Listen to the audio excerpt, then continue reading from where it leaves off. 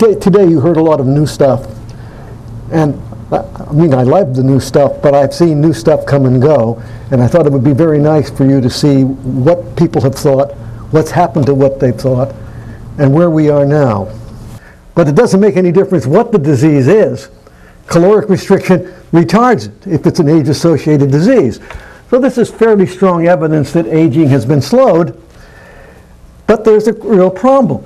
The National Institutes of Health spent a lot of money, or the NIA did, on trying to develop biomarkers of aging that people would agree on. And after a tremendous amount of money and a tremendous amount of effort, they have come up with no physiological marker that's agreed upon.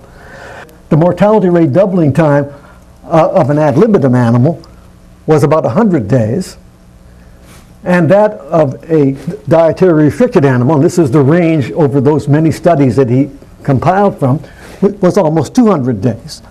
So now, one of the reasons that the metabolic rate hypothesis has been hard to kill, people who believe in the free radical theory of aging have really believed that the metabolic rate is an important thing.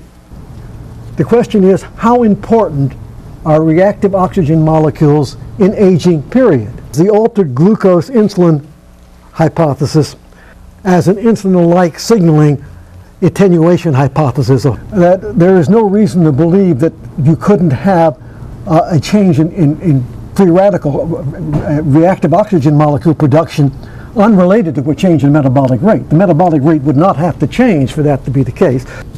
Is that many age-associated diseases really are simply another example of a physiological deterioration secondary to the aging process.